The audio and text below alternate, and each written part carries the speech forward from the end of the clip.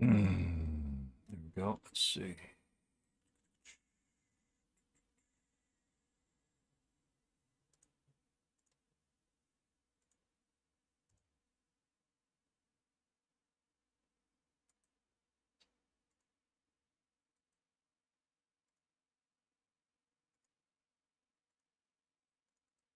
There we go. Let's see.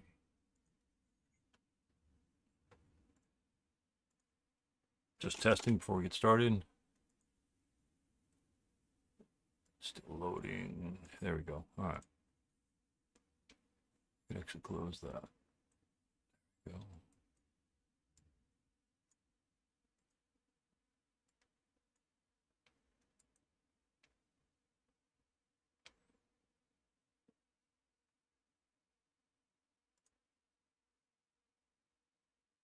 Oh, right. And I was sitting right next to two guys who were answering every question just right off the top of their head. They probably had more ASL experience than I do, years in age, and I'm 65. Right next to me was Sam Tyson and Tim Bridey. Both of them. I think between the two of them won about 3 or 4 S-locks each. So it was interesting day, interesting couple of days. Yeah.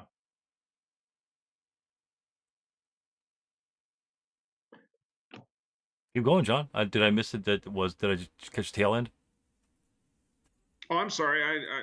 I was just chatting with Craig. No, no, Sorry, no, Stu. Go no, ahead. no, no, no, no. I had to set some other things up, so that's why just a little late. And so I heard you talking about your experience there. Yeah, I heard Roost Place is really, really nice. It's a good environment. It's fun. Well, this thing is sort of held. It's his birthday present to himself. Oh, Uh, nice. and he kicks the wife and his kids out of the house, and he's got a real nice house, and it's and he's got a keg going. He's got a nice deck out back. You can sit out there, smoke cigars and whatnot, and just look at his pool and with all the kids out of the house. If you didn't have a place to stay, he was going to put you up in his house, so you can just crash right there. It was sort of like, I imagine, if you played D&D back in the day, just one of those all night long kind of things where you just crash, wake up, okay, play a little bit more, and go back. I mean, thing was going almost 24/7. Wow, wow. So it was different. It was a lot of fun. That's great. That's a good thing. That's what it's all about. Just having some fun.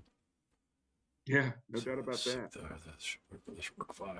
Okay, very cool. Well, thanks for showing up, gentlemen. Sorry about the last couple weeks or so like that, but How's your back? still a hitch in it, but at least I can walk around. So I've had some hitches every once in a while, and I just got to make sure I don't do something stupid and cause me a problem. But working in the yard is a pain in the ass, and the weeds I had to go. My mower was out, so I had to weed whack everything, and the weeds are like 20 feet high. So that was a bitch. I should just hire somebody to do it. 50 bucks, save my back. You know, they can do it. They can get all sweaty. They get frustrated with their stupid weed whacker breaking every 3 seconds. So, if you guys own a weed whacker, get the best cord that doesn't ever break, like steel cable, whatever you need to get. But if you get the plastic stuff and every 3 seconds you hear, it just stops cutting at anything greater than Yeah. 2 inches. It's not worth the trouble. Literally, I was changing the spool more than I was actually cutting, so it took like 5 times as long. It was a pain in the ass. So, but so how you guys been this last week or so? Everyone survived April Fool's Day and all the jokes their wives are pulling on, things like that. Can't complain. There you go. There you go.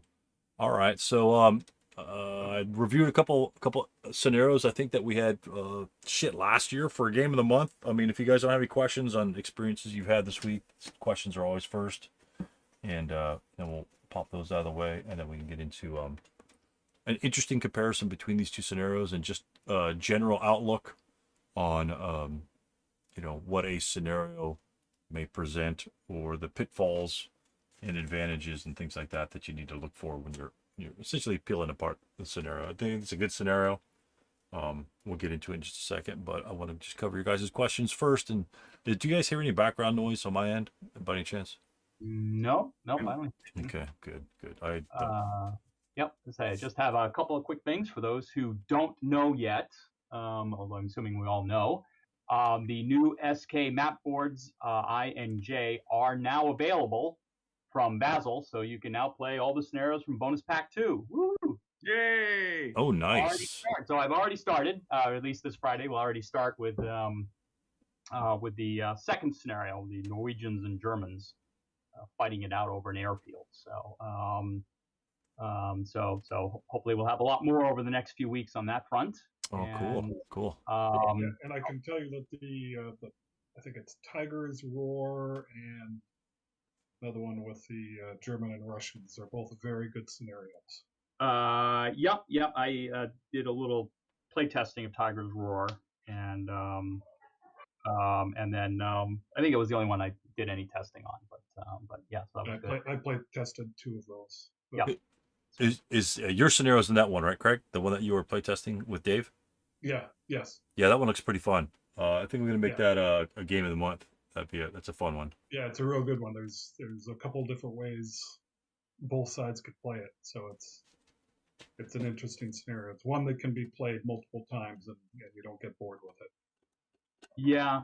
As I said, yeah, I've done 2 out of them so far. I've done well besides the play test for Tiger's Roar. I did the let's see which one. Actually, I've got the cards right here. Actually, I was trying to find them last week and I couldn't find them at all, even though I swore I had like at least 2 of them. Going Commando. I did that one at Tussle. I think this came out just as Tussle hit last year. So I did that one. That one was a little it can be a little dicey. I'm not sure but it was still kind of interesting. The other one was the if we didn't get a chance to finish, unfortunately, I think it was the down payment, which is Americans versus Germans in the Hurtgen Forest campaigns in October and November of '44. And I will notice that so far, at least I've noticed for at least a couple of the scenarios, that one in particular and the Norwegian one that we just kind of set up, is there seems to be kind of a new element, somewhat, at least with regards to kind of the bonus packs. The scenarios seem sparse to a certain extent. There's a lot of real estate and not many squads in a lot of the scenarios. So so it'd be kind of interesting. The other one I really want to play out of that pack is the Straight and Fast, the Operation Mark Garden scenario. So that one looks like kind of a big scenario, almost in kind of the tradition of S26. So big boards, like 3 boards, and obviously a lot 30th Corps trying to come up the road sort of thing. So it should be kind of interesting to see what happens there. So yeah, just let everyone know, boards are available. So break open your bonus pack 2s and start playing. And I hope to start playing a lot more as I've finished. I've been kind of off doing I've been helping to play test Marco Polo Bridge. So it's kind of eaten up a lot of my time, but it looks like that's done and over with. So I'm getting back into more individual scenario sorts of things. So that's about it. Very cool. Yep. All right, looks like Navy grad made it. I saw his post today, where he was looking forward to see when the Tactical Tuesday started. When I first saw your name, Navy grad, I looked to say, what the Masunava? What the hell is that going on there? But yeah, I kind of figured it out after about 3 days of looking at your name. So I thought that was kind of funny, but very good. Welcome to all the new guys. And I didn't get that either. It's an academy puke. That's too bad. Yeah. That's not true. MSU, Michigan State University. Oh, there you go. Oh, okay. But very cool, very cool. Thanks for showing up, and feel free to Not ask any better. questions, and it's an open forum. It's everybody's forum. So if you have a question anytime, then just pipe on in. That's what we're here for. So So I had a question about go ahead. human waves. If that's, I don't know if this is SK or ASL both. We kind of focus on SK tonight. We do have an SK one, or an ASL one, but you could fly it out there because human wave, in terms of the bonsai charge, is very similar. So if you wanted to do something like that, that would be fine.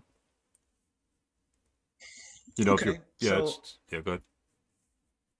the reading and watching some videos on it, the human wave, if it say one of the units uses 3 movement points and moves into the target hex, can the other units that are going with it use the 5 and go beyond it?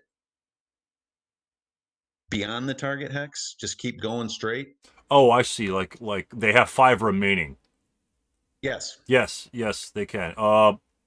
In ASL, it's slightly different than SK, but yes, they can continue to move. It doesn't stop those other units, and what it does is once that enemy hex is occupied, then the other units of the human wave can bypass that essentially engaged unit and possibly engage somebody else further along down the line, or just continue moving forward. But yeah. Okay, and they have to stay on the human wave grid after the target hex is full, or can they just go willy-nilly? No, they can't go willy-nilly. They still have to abide by the direction of the grain, hex grain, and being one. If they what's it called? It's like when they distance themselves from the attack wave, then they have to be marked. Oh, range counter. They have to be marked Yeah, with a range range counters, yeah. counter, and then they have to still abide by the normal rules of human wave at that point. There may not be anybody Okay. behind them, but they could just continue running and trolloping on the way. SK, it's slightly different. So, Well, there is You know, no human wave in SK. right, but there's the Well, bonsai in SK, but the bonsai mechanic essentially what I've read it to look like is once, let's say your destination is 5 MF away and you have more MF, it's occupied. The other units of the human wave can kind of surround that location, but it didn't appear that they can continue to move on. They could just surround and then end their movement phase later on at that point. At least by the example. Yeah. So it's kind of free into the ass. It's like half the way of a human wave does, where you can still move, but you don't have to occupy that hex. But you can't really go as far as a human wave could, or a normal bonsai in ASL, depending on the location. Like Navy Guy was saying, once you enter that hex, if you enter on the second movement factor, then you have 6 more to go. In SK, it's not quite so free. so I kind of got the idea from watching your 10-ton tank video against the Scandinavian player, Okay. where he used the human wave to basically throw his guys much further forward than they normally would have been able to go to. Right. And because he could do that, and he doesn't have to, there's no requirement to entering an enemy's hex. It's just that he has to be within 8 hexes. And not necessarily 8 MF. He has to be in 8 hexes. And, with snow, if you're going uphill, stuff like that, obviously it will give you, most likely it will give you another hex or 2 of movement for free. And there's no CX, negative against that, and so on and so forth. So it does definitely have but the problem is you're all moving at one time, and you still have to go towards that target. You can't just stop if in case like a couple of your guys get shot. You still have to continue to move towards that target. So, but yeah, otherwise you could just human wave and have one guy move 8 and everyone's just kind of sit around. That's not the point for the human wave. Everyone's charging. So Yeah, no, that you got my question. Thank you very much. very cool. That's a good question. But yeah, that just brings up a part, the differences between ASL and the SK. I had to go look back at it and realize it's a slight difference. But with SK, most of the engagements are pretty close, within a few examples. Even the scenario we had just the other day, scenario of the month, it's pretty much a half a board, and so you're going to be on top of the guys anyway. So, but there are differences. I know every single scenario has its slight differences. And the scenario that we're covering today, Stand for New Zealand. If I'm not even in rooms. Somebody slapped me. Holy shit. What am I doing here? So somebody got a room set up or no? Okay. Oh, so tactical Tuesday. I was off map because I was just looking at the scenarios, reviewing the scenarios. All right, I'm going into I'm in a Vassal room right now. Sorry, guys. Tactical Tuesday should be on the bottom.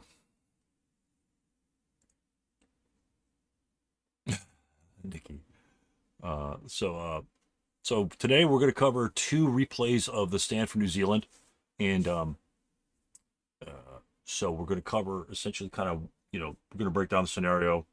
We're gonna burn through the replays to a couple spots, and then we can kind of evaluate only those spots. Again, you could always go back. These replays are either on the archive or, I hate to say it, somewhere in here. If anybody wants the replays, I can post them later. But it's good to review, especially when you have situations like this, when you have a couple replays going. And these play out differently. And it's interesting the way they play out and the way the players approach the game. Again, it's not about the best way to win the scenario. It's about the best way to play your style. So everyone's got a different style. Everyone's going to have different plans and so on and so forth. And, everybody's plan can work. I mean, you can literally, in this scenario, I think this first one is Mark's and Jim's. In this first scenario, literally the British or the New Zealanders in the village, well, for all intents and purposes, they could just leave the village and go up on the hill and reinforce, right? I mean, that's an option that I hadn't actually thought of that option. That would be interesting because that would be about mano y mano going up the hill. And that might be interesting because the reinforcing guys can always at least take a building back if those Germans just kind of go willy-nilly in the town and collect all the buildings. So if you guys aren't familiar with this one here, you could scroll. I guess you can't. Yeah, you can scroll up the side. The Germans must control all multi-hex stone buildings on the bottom board, the board U. So that would be 1, 2, 3, 4, 5, 6, like 6 locations, 6 buildings. 1, 2, 3, 4, 5, 7 buildings. Wow, there's actually kind of a lot of buildings.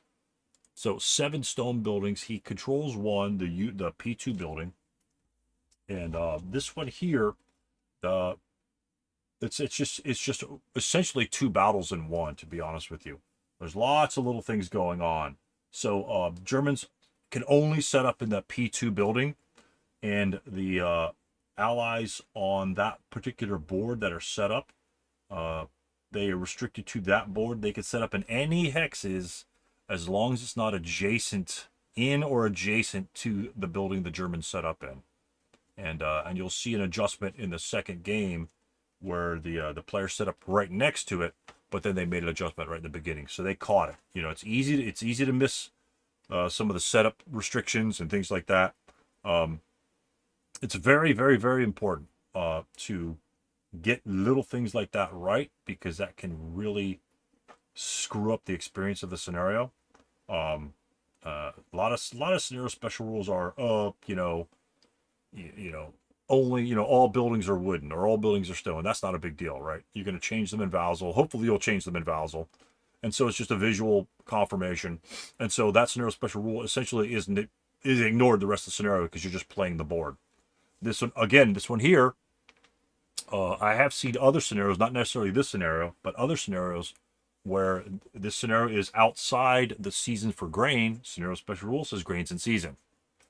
So if you just go by the date and put in your date in Vassal, I think it'll be plowed fields or whatever the case may be. Or, I think it'll just be in season or out of season for SK. I can't even remember anymore. It's just been a long weekend. But so it makes a big difference in this scenario. And I've played a scenario where I forgot to take the grain off. Made a huge difference in that scenario. I mean, literally huge difference, especially when it's flat like a lot of SK games are. Hindrances are what they are. I mean, essentially, it makes a big difference this one here because the New Zealand units that are on top, I'll call them British, on top of the map have 2 guns. And so if you don't have the grain, you can't set them up there. But you set up between hex rows 5 and 8. Well, if you actually put the grain on there, well, that gives you a whole mess of hexes that you could actually set the gun up on that left-hand side, you know? So right then and there, you know, you could pull a surprise on the Germans. He may not know, but if there's no wheat field there, you could still hip them, right? Right, gentlemen? I could hip a unit in 08. I could hip the gun in 08. When's he going to be revealed, though? If ever. Isn't it when he's got a clear line of sight to known enemy unit in 16 hexes? Right. So as soon as this 248 pops on the board, this gun is revealed. Right. It just all. So forgive my ignorance. Where's the? I'm not seeing the video. Where can I see the video? You need to pop into Vassal. Yeah, Vassal up. You need Vassal up and running, and then pop into Tactical Tuesday.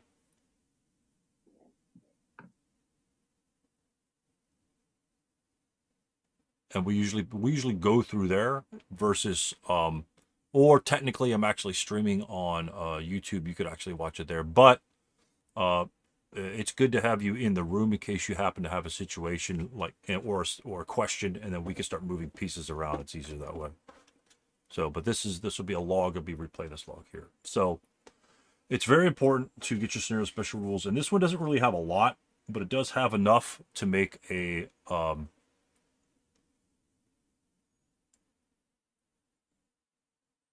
wow, okay. This one doesn't have enough to make it crazy, but enough to make it confusing, because essentially you have, you know, 4 different setups. The Germans come off board, the Germans set up on board. The onboard setup is not that big a deal for the Germans, but the Allies, the Brits, set up on the top board 5 through 8, and the bottom board anywhere but around those guys. And then the British have reinforcements on turn 5. So you've got split units, reinforcements, guys coming off board, guys set up in one building, and things like that can usually, you know, throw your head around. It's not like a, you know, straight on Revolutionary War fight, you know, one side just kind of approaches and grinds into the next one. So there's going to be a little bit of maneuver involved in this one here, and then we'll get into that in just a second. One special rule here: no capture penalty use for the guns. That's typically a standard, usually a standard rule. Sometimes it's not. During turn 1 and 2, there's a +1 dice roll modifier must be added to all fire attacks made against German Gebirgsjäger troops. Those are the guys coming on the top. Because the guys in the town are Kampfgruppe Remke, or Remke are in the town, the +1 doesn't apply against them. And what that's supposed to do is represent, I think, the early morning fight. The sun must have been coming up. Oh, north to east, must be east. No, west. Is that west? V. Is that V? V and U. Okay, that's west. Yeah, top is west. Okay, that's odd. Okay, hold on a sec. Hold on a sec. I'm just checking the aftermath off real quickly. See, February, I think it was the aftermath. Maybe it's in the top part. Let's see minutes. Anyway, I thought it was supposed to be the early morning light, but the sun doesn't rise in the west unless you're on freaking Venus or something like that. But anyway, that's kind of yeah. Waiting until the bright sunlight was in the defenders' eyes, the mountain troops attacked up the hill. Oh, they're attacking the wrong direction, aren't they? I mean, the sun doesn't rise in the west, as far as I know. But anyway, it's not a big deal. They could have just said that was the north was the other way. It doesn't really matter. But yeah, pretty simple. Pretty weird about that. Again, that's kind of funny. Anyway, I hadn't picked that up until then. But anyway, it represents the early morning sunlight. You know, sun blindness in your eyes. Desert scenarios have that same sort of modification. It's kind of derived from the desert. The desert have a scenario special rule of sun blindness. Same sort of thing applies. They attack early morning or late in the afternoon, depending what direction they're going, and they use the sun for their advantage. You know, because you got the heat haze and all that good stuff like that. So anyway, scenario special rules, read them, go back with them, go back to them every once in a while. A lot of times, like in this one here, the players were sharp enough to just put -1 ambush on all the guys. You know, no cower, -1 ambush, little notes on their units to help them remember their abilities. It doesn't hurt to put that on there. It takes like no time at all. And if you wanted to label them all like this, what you could do is just literally highlight all the squads, put Control L, all of them be ready to go. Have your -1 ambush as like something that you do already copied, and then you just go, Control V paste, and then enter Control V, Control V, Control V, Control V instead of having to type them all out. So if you say that's a pain in the ass, to do all that, you can kind of shortcut some of that stuff pretty easily. So -1 ambush is really huge because first strike can make a big difference. Damn. So another thing, I was watching this particular scenario here, and one thing that confused me, and it might actually do so as a player, because a lot of times you won't reference the scenario card again because you're just playing the game. And so I was referencing the turn track on the board, and I noticed there wasn't a // on turn 8. And at the end of the game, you'll see. I'll point out where that thing is, and it's important to if you guys know that you only have only the Germans can move on the last turn, then that's fine. But sometimes you might forget based upon what happens in the game. Something heated might be going. We were gonna do laundry today. Yeah, I'm gonna do that. But the battle might be going hot, and the half turn is a big difference there. So you've got the because I looked at it, I was like, well, why don't they counterattack? Oh yeah, I looked at the scenario card, it was a half turn, so they couldn't counterattack at that point. But anyway, so the New Zealand setup on the top, you see they're spread out to kind of cover a good array of the German advance here. LMGs for good long distance shots from either side. And then you've got a leader in the back, hopefully that he can gather some of those units for routing and rally purposes. So if you have, obviously these units on top of the hill are designed for point blank shots if the Germans advance up there to blast them at point blank, try and do as much damage as possible. Again, the Germans have 8 morale, so you're going to end very decent leadership on a couple of the leaders, a 9 and 10 morale leader. The 10-2 is going to be your biggest problem, of course. But the 8 morale essentially allows the German to advance pretty much throughout the open ground terrain. If they were 7 morale troops, I think this would just be an easy win.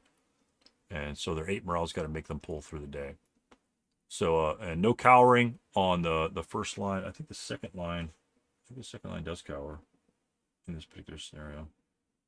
Yeah, first line. The second line do cower. So these units there, all the units except for the one over here will cower. That's one thing to take into consideration.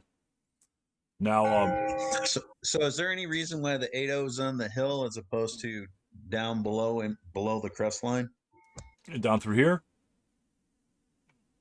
I don't know. Maybe if he wants to go back this way, maybe that was his plan, or he just centralized another target, maybe for the Germans to look at instead of firing at somebody else that he could possibly fire at. That's one thing you could put, but I didn't. This is Jim's setup, so I think he just put them in there centralized, so he can kind of reach. I don't think whether the valley there is to protect him too much, because he can't fire, and putting him in the front could be disastrous, if the leader breaks the first turn. And the other thing you have to worry about in this particular setup. Well, if the units on the left are going to break, they're essentially going to stay in the woods, right? And so that's kind of probably where Jones was designed to kind of move over there.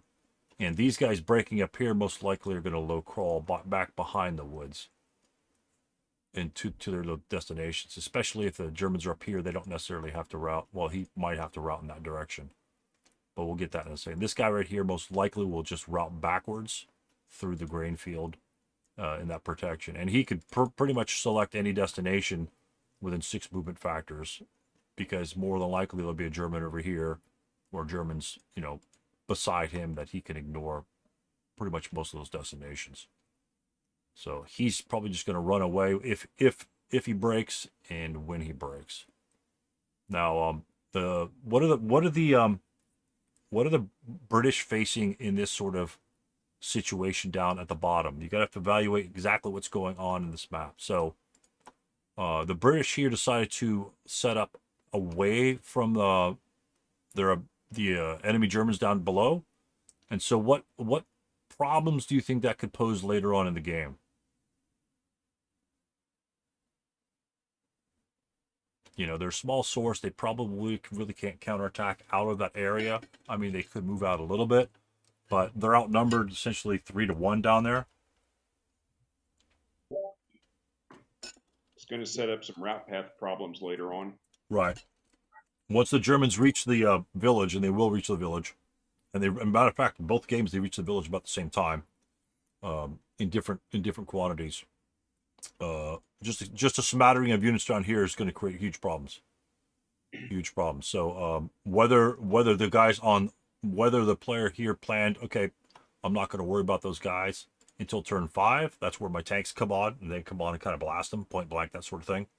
And that's an option. That's something you could just kind of leave them to do whatever they need to do, because you could always follow up and just crush them later, or you can crush them early and go the other way. You know, it's problematic on both sides. Just depends on how you want to approach it. You know, if you want the tanks come on, you want to go down here, you want to blast down through B road to get behind the Germans. That's definitely something you could do, or you could just sit them in the middle of town. Again, it depends on what you want to have done. And again, both scenarios have slightly different things going on. Not a lot of forces coming on here, so I'm not sure if 2 squads can deal with those guys. But again, it depends on the plans for there. And that's about it. The guns, we don't know where the guns are initially. So the guns, and because they have to set up between 5 and 8, it's really restrictive for the guns. Man, I would just love it if I could put a gun like, you know, back over an F1 or P3, so I could push it over here or something like that. But from N5 to this board over here, especially the guns have a manhandling number of 8. That's kind of tough. It's gonna be tough to move that gun, considering how many Germans you have coming on the board.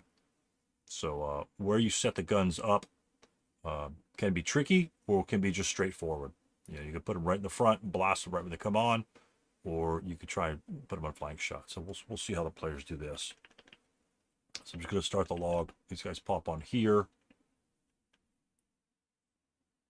And again, the 10-2 comes in on a big jump, big stump. And drop some smoke. That's to help any other shots going on there. Good use of smoke here to avert any potential long-range fire from the LMG. The 1-2 shots are the ones that really are painful. The first artillery piece shows up, breaks the unit.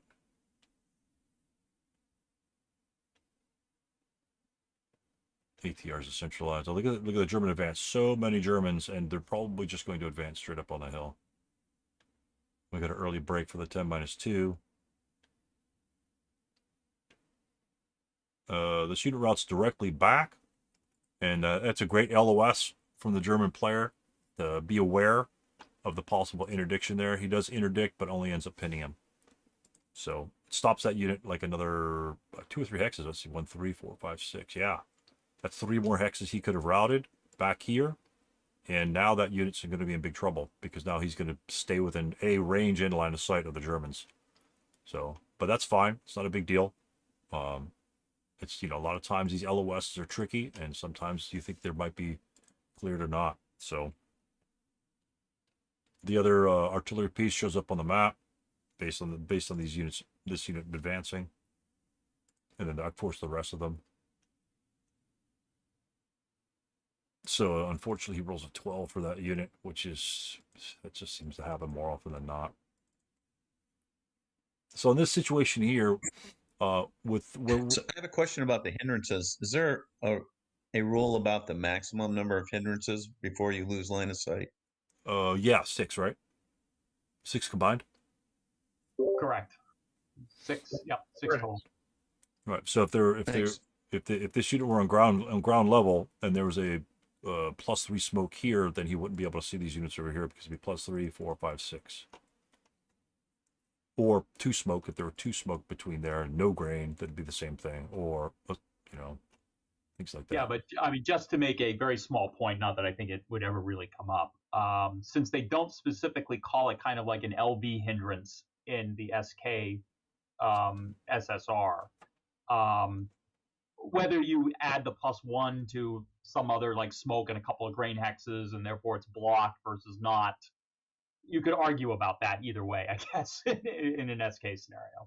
Right. Well, it's a dice roll modifier, right? Doesn't say it's a hindrance. Right. It says it's a dice roll modifier. Right. So yeah.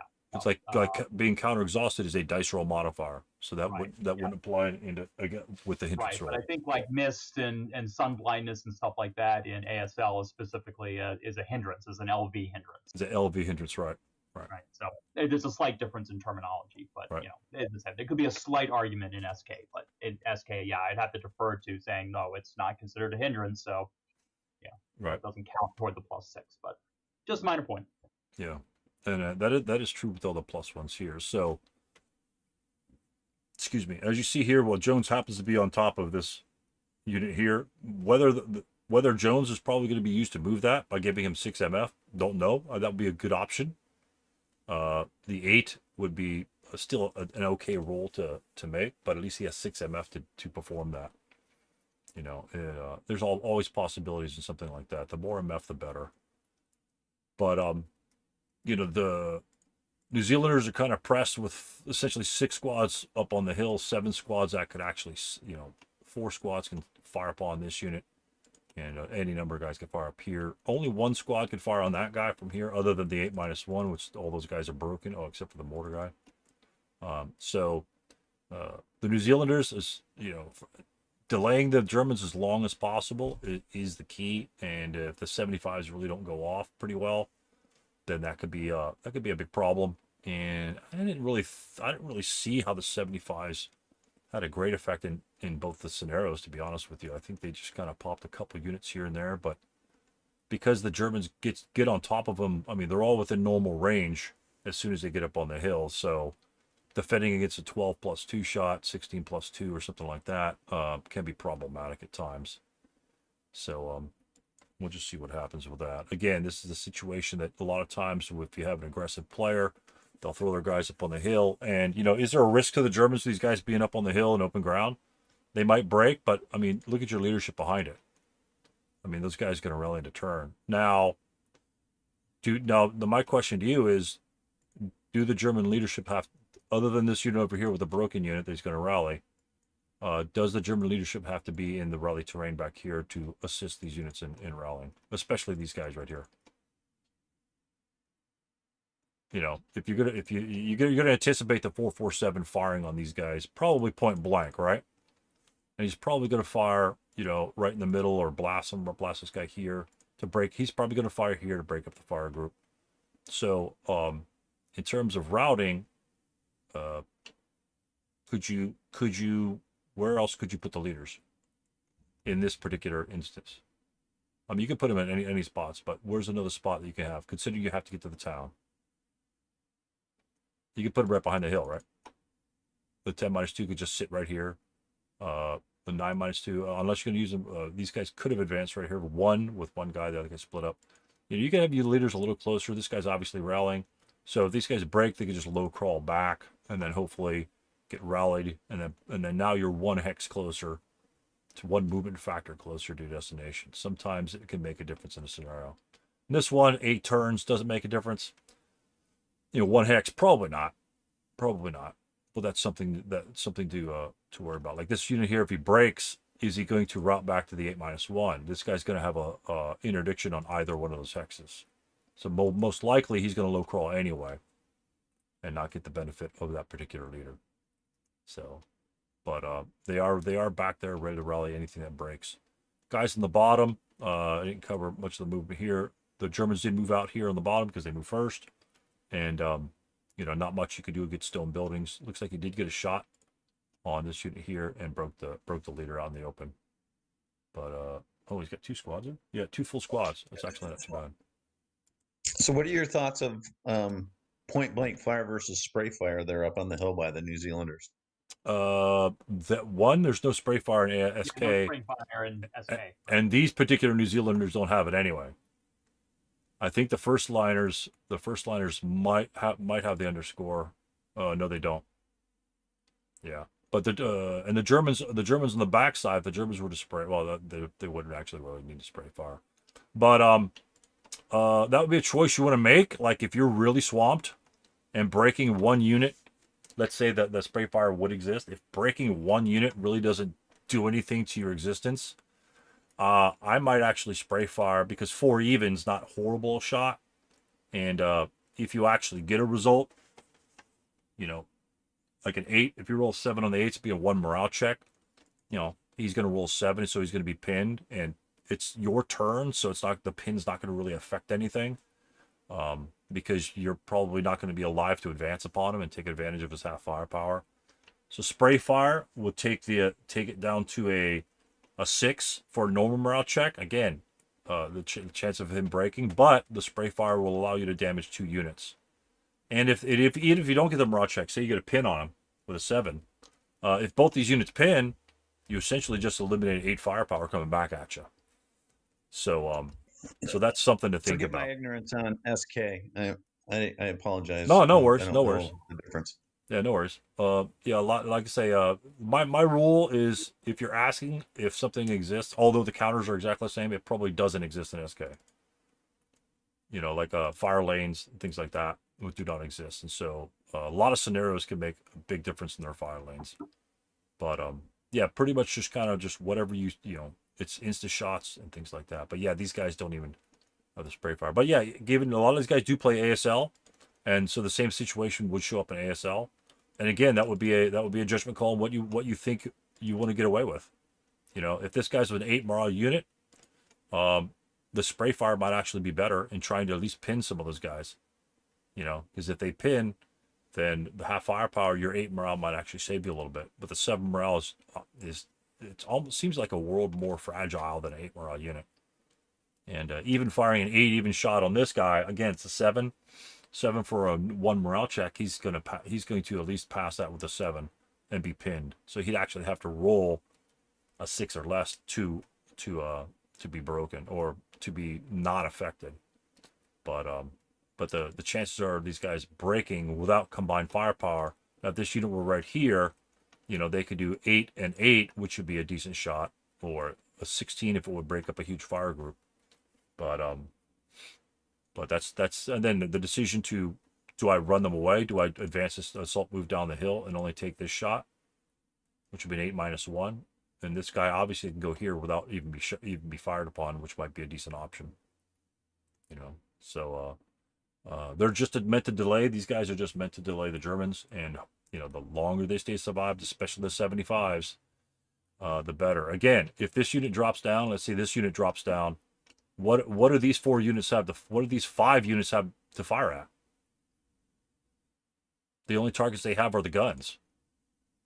You know, I would much rather sacrifice these units here and having these units focus on these units than the guns, because the guns actually have a rate of fire, or intensive fire for that matter, and the guns hit with more damage. You know, that'll be an 8 to hit in the prep fire phase, and then this guy will be an 8 if he gets rate of fire. You know, if he intensifies, then he can go over here for a 6. You know, 8 and then a 6, so they can get 3 shots off or 4 shots off with 12 firepower. These guys get an 8, and then these guys will have 8 firepower on top of that. If you take the targets away from the Germans, they got nothing else to fire at, so they're going 12 and 12, and that's probably enough to break both those units, and then you have not much after that. So again, it's depends on what you want to do in terms of how you plan to slow these guys down, and there's obviously lots of different ways to do it, but those are just options that you might have. So here we prep fires here. That guy also prep fires there, and he does drop down. Well, they both drop down. I thought the other guy didn't drop down the replay. So let's see what happens here. There might be some action down the bottom. I'm kind of looking at the top right now. The bottom is pretty much stone building, so not really a lot happens down there. But if you see dice rolls and nothing happen up top, it's down the bottom. So if you scroll down there. So it looks like Looks like the guns were unscathed. The leader moves back, so he doesn't just get killed for nothing. And again, the New Zealand force is intact. So luckily, it looks like the Germans rolled pretty hard rolls. I expected those guys to be eliminated. German turn here, prep fire a couple moves. Let's see how he moves up top.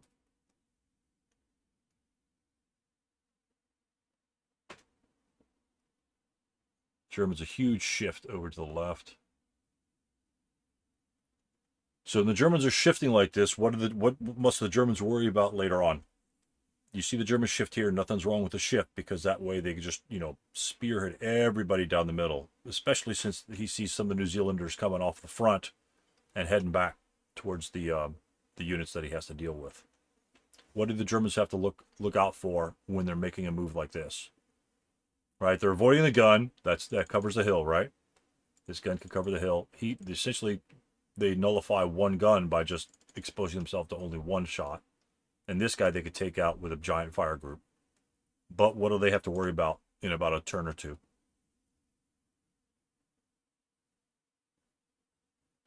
What do you think might happen in a turn or two? Well, I mean, if the British can kind of get behind them, Right. if these guys on the right can kind of swing over behind them, they might start having some route problems. Right. They don't need to be an offensive force or a counter-attacking force. They simply, for all intents and purposes, eventually, in about 2 to 3 turns, when the Germans bypass this hill, either sit up on this hill or sit up on spots where they can be seen, even here, even occupy this building with all this hindrance to German units that might be penetrating over here. If they get broken, they won't be able to go backwards because they have line of sight to this unit over here. And that's really all you need, even over here with all the +4 hindrances. So that's something to think about for the Germans here. What it does is it almost forces you to leave a couple guys up on the hill to finish off some of these other guys. There's 3 guys and a gun left. That's a pretty sizable force from what they started for. It's over half that's a little bit more than half their force, and that's something that you may have to worry about. Plus the gun at this point, if you've got extra infantry, if you completely bypass the hill, you could push the gun into a position like H3, and that's going to be a big problem, especially if you reach positions like in the village that he can kind of see. Now, if they're firing back at you, although he can't see you through the orchards, now the Germans going to be out of range, and so if they would try to retaliate, some of the units might be out of range and less effective. So that's something to think about. I don't really, the artillery pieces firing at infantry and buildings is really not going to be a problem. He has to roll super low, and most likely the Germans are going to just be moving through the village. And so even if you just move his building non-assault movement, he needs a pretty low number to hit you. So, and your 8 morale should be able to deal somewhat with that. At least you're not going to ELR failure. So, again, advanced firing on whatever targets he could shoot at. Low crawling back there, and they all advance. So we know that gun's going to be gone. So I don't know if he intensive fired it, but this is a situation where fire, then probably intensive fire to hope. You're kind of hoping to break the gun, aren't you? Because the Germans could actually capture that gun and just use it against you. Effectively, maybe not. But, if they can't have it, then if you can't get it and you're going to lose it, you might as well get rid of it. And I don't know if SK has the self-destruction of support weapons in the rules. It's been a while since I checked that up. What do you think, Mark? That's a good question. I believe so, but I'll take a look while you continue. Yeah. Because sometimes you guys might want to consider destroying your support weapons instead of using them, especially when you're going to get blasted. And he's going to get blasted here. But it's a gun. Yeah, and it's gun. So guns are a little bit different than machine guns because you're going to have the captured penalty usage for a gun. It's going to be +2. Yes. Section 4, first column on page 19. Weapons may be voluntarily destroyed by their possessing unit during the prep fire or defensive fire phase, but such action counts as use of a weapon. Very cool. Very cool. Yeah, good. Thanks. And so you have that option to go. It's a tough option to take. right? But in this case, I mean, he's got 100,000 units. It's going to be like a 55 shot on you. You are most likely going to break. Do you care about him using the gun? If he has a unit up there, tries to push it, and he fails a couple turns, you're at that point you're delaying him, right? If he puts 2 squads up there and they try to push it to K4 to fire and they fail, well, that's the whole movement phase. They can't do anything. So if that's a distinct possibility. If that was an M12 gun that he could push that thing around like crazy, that's something that might have a bearing on your decision. But M8s typically have a difficult time moving around. Doesn't mean they're impossible, and the Germans have the units to help push it, so they can negate all those bad penalties. So he does break. Both for a cruise break, not a big deal. It's something we were expecting, but it is funneling the German attack, right? And the New Zealanders do have a decent amount of units, and he has a broken unit up top that failed to rally. So that's a good thing. So that's almost 10%, 8% of the German force right there, and just gone. Now he could self-rally, right? But I'm not worried about that. Down the bottom left-hand side, the Germans are still trying to make a play at it. Looks like they lost. They broke and they had to route away from the HMG because it's 4 portage points, and the New Zealanders captured it. But you still have 1.5 squads, and it looks like 3P2 was not DM'd, and so he rallies them back up down there. You still have, 8 morale units in stone buildings. Not easy to get out. I don't care how much firepower you have. The 8 morale makes a big difference. So essentially, for all intents and purposes, it gives them another +1 on that roll. So if you get a 1 morale check on these guys, even if they pin, big deal. You assaulting them down there, all that's open ground. They'll take a 4 -2 and leave residual, right? And against your 7 morale units, it's 2 -2 is nothing to sneeze at. Even with 8 morale units, just nothing to sneeze at. So even though they look fragile, they lost the HMG. The Germans shouldn't worry too much about that. Now, when they get shot and one guy broke in there, that's another thing. But again, is this a problem for the Germans? Even if he breaks, what's that unit need to rally in P2? Because it's defensive fire phase, right? What's the unit in P2 need to rally at the beginning of the New Zealand player turn? Be a 6. 6. It's not bad, not horrible. Much better than like a 5. We got the -1 leader. The leader's been up for most of the game, and a 6 is doable, especially since it's DM'd. And this unit, if they rush the building, what's this unit probably going to be doing? Let's say he moves a unit here. Let's say he moves a unit here, and then he moves a unit over here. What do you probably want to do with that unit? And your unit's still broken. You probably want to final protective fire with him, right? This unit's probably going to fire until he's done. Because there's 7 morale units. Now, if there were 4, 5, 8s, that's one thing. But if there's 7 morale units, easy to break. A 2, you've got an 8 to roll, right? Just to be pinned, and they're all going to be point blank shots anyway. So even if you're pinned, it's still going to be pinned, and final protective fire is still going to be a 1 -1 shot. A 6 is a pin task check. So if you could pin them all out in front of you, then that's success. If you keep them out of your close combat, if any one of these guys jumps his 2-3-7 close combat when these guys are broken, all of those units are gone. That's a 2-1. That's a 7 for a CR on that guy. So a 7 for the CR here for you to survive. You might as well be firing, because 7s are going to give you, if it's 2-5, if you're not pinned, a 7 is going to give you a pin task check if those guys assault move. So you might as well fire, because he's going to need a 7 to kill you, and you need an 8 just to pin. So a 9 is your bad roll here. Whereas if you need close combat, what do you need in close combat? At best. And if he doesn't ambush you. Remember, they're -1 in ambush, right? So you definitely don't want them to get into ambush with you, because they're going to be 2-1, and if they ambush you, it's going to be a 2-1 -1. So that'll be an 8 to kill you, and you're a 1-2 at best. So you'll need a 4 to casual reduce one of those guys.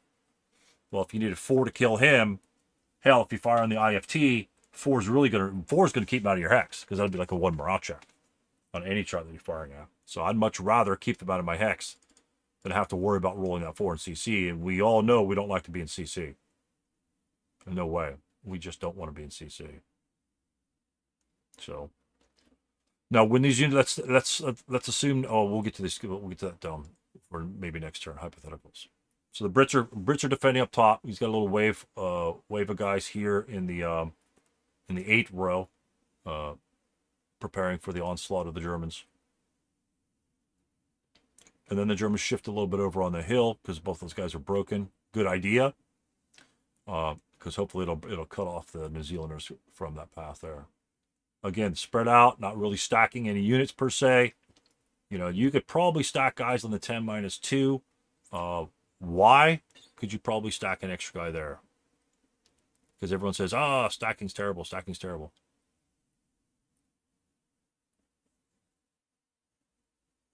What makes you get away with stacking a little bit on 10-2? Well, you know, I mean, 10 morale effectively. Yeah, So yeah. Nice. You know, and then obviously having an extra unit on top of them gives you kind of a mini kill stack. You know, certainly gonna, especially when you start getting into the stone buildings, certainly be nice to take, you know, 8+1s instead of, you know, 8+3s. Yeah, 8+1 makes us 7. 7 really hurts the 8+1s. Yep. So, and the 10 morale goes a long way. It really does go a long way. The 9. So you're going through this pretty quick. Has the German been using his mortar to lay the smoke, or has he been laying it with his guys? His guys. The mortar does not have smoke. It's a support weapon mortar. It's not like the Japanese one. The Japanese one, I think, is probably the only one that has smoke in SK. The M2, American M2 has smoke. Well, no, actually, yeah, that's a good question. I think it has white phosphorus. Yeah, I'm not. I don't know about that. It might. I don't know. Yeah, I don't.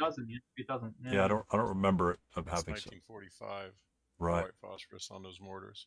Yeah. So in theory, I guess the Americans M2s can have white phosphorus. But, Right. In SK, but I don't know of any 45 American scenarios off the top of my head. Yeah, not yet. Not yet, at least. Yeah. So, but so that's what we got going on there. Yeah, they're all dropping smoke. You know, they're 4.68s. All, 2 smoke is not bad. Very good. And the 6 range, even if they get stopped, they have the number of units. If you happen to roll 6, doesn't matter. You got 4 units that can move, that can come up, drop smoke, or take a shot at that point. It's like, hell, it's just not working, or whatever the case may be. And at this point, there's no enemy on this hand side. You still have 3.5 squads over here, something not to ignore. And these units are kind of moving over there. Question: it is turn 3 right now for the Brits, so it was going to be coming up turn 4 for the Germans. Tell me what you see. So in turn 5, the tanks come on, and your flanking force over here. Tell me about this unit in J6 on the top board. Tell me about him. Where do you think he should be moving or can be moving? You certainly would want him at least on board you, or at least pretty close to there by that time. Right. Where did the hold on a second, let's take a quick look here. They come on the bottom. Yeah, they come in on the east edge. Yeah, East edge. The east edge where the sun doesn't rise. Right, But yeah, they probably should have. But they're the east edge down here, and so obviously you're not going to get that full line of sight there. But 18 movement points. They could be CE when they come on. He could bust ass to the edge of this board and still have like 9 points left over. Yeah. Or 13 for that matter. He's probably going to button up somewhere in the middle of town, but then he could still have 10 or 12. So he might be moving over to this hill location over here to prevent those tanks getting up on this hill and then making a shred attack on the left-hand side. That's possible because the other ATR is kind of centralized. Not a big deal. But again, making sure, and the mortar as well, the mortar's moving up, making some good move. Definitely try and stack that with your leader because you can't dismantle it in SK to get that thing moving, because what can the mortars do? Can the mortars do anything against these tanks? Yeah, it's going to be what? It's going to be -1 because the no armor factors sorts of things, and so might get a lucky shot, like a 3. I think a 3 might knock the tank out. Yeah, I think a 3 or 4 might knock the tank out, because you're going to have the -1 for the armor factors, and then hell, there might be another -1. But 3's nothing to spit at. You know, essentially it's an anti-tank device with a 3 rate of fire.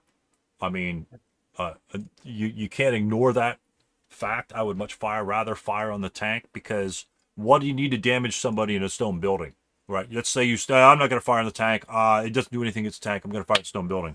What do you need for an effect against a stone building?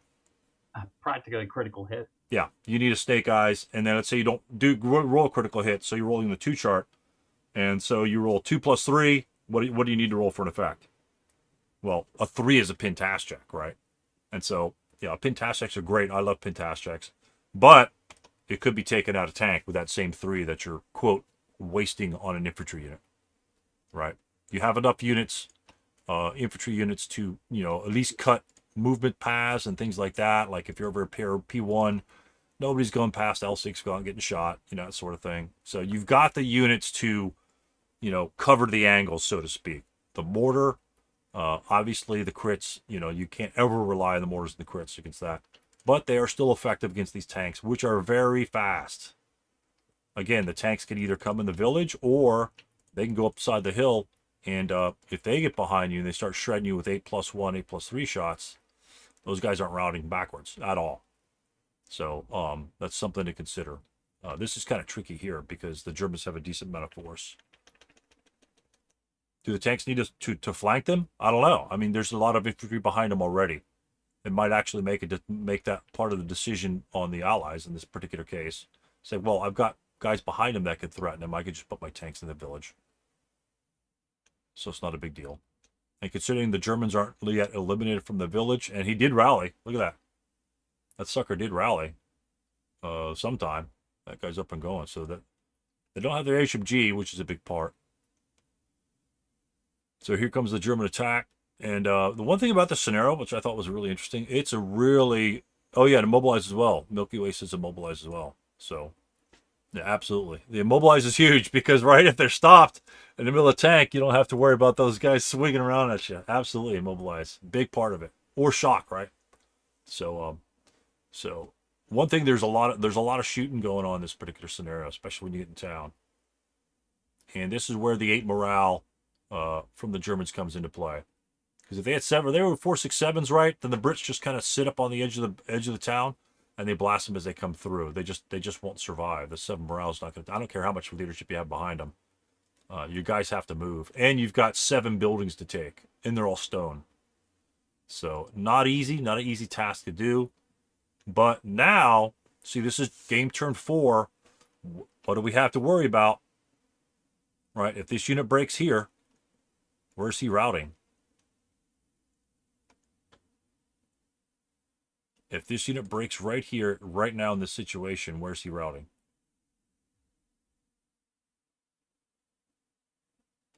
The 447 and N7. And let's assume he has an LOS to R3. Well, he can't go back to the to the 9-1. Right. So he'd have to probably slide to. He'd either have to stay where he is or go into M7. Yeah, he's got to slide to the right, right? So if he wants to slide to the right, and let's say he wants to make it over here somewhere for whatever, because Williams might be able to, because it's the Brits prep fire phase, Williams can move in anticipation of defensive fire if he doesn't skulk. But if this guy breaks, this is what we have to worry about now at this part of the game. This is where forward planning comes involved.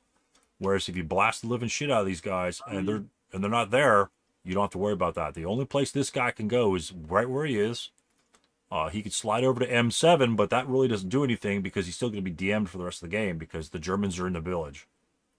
To him to get out of that situation, can he route this way to get to L5? Can he route to L5? Well, that's a good question. Actually, right now, no, because he sees the German unit there. Right. He sees the German unit there, so he actually can't go. He can't even go this way. Oh, right, absolutely. I didn't even spot this guy. Yeah, so he's stuck. Yeah.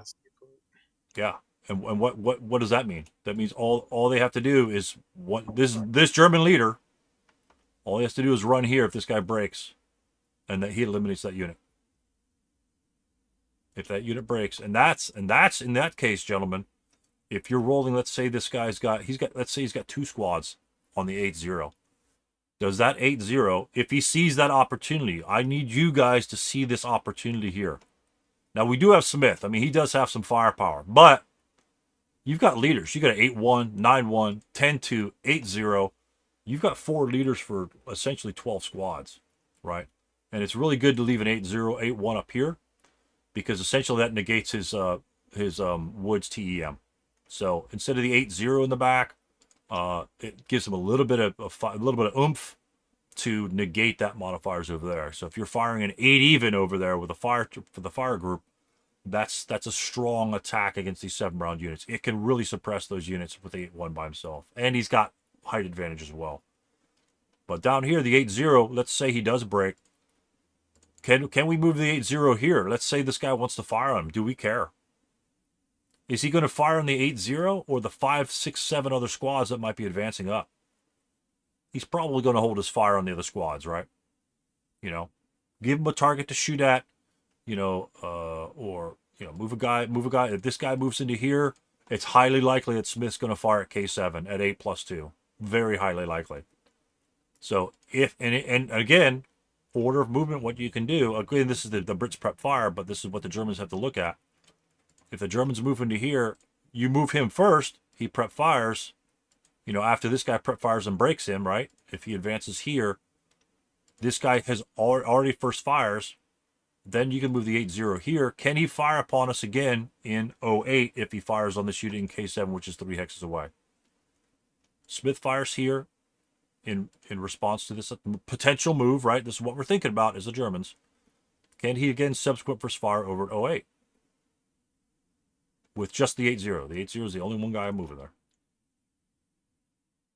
Sure, right? Because it's 2 hexes away, he could subsequent first fire over here. But what did we eliminate? How did we increase the survivability of the 8-0 getting to that location?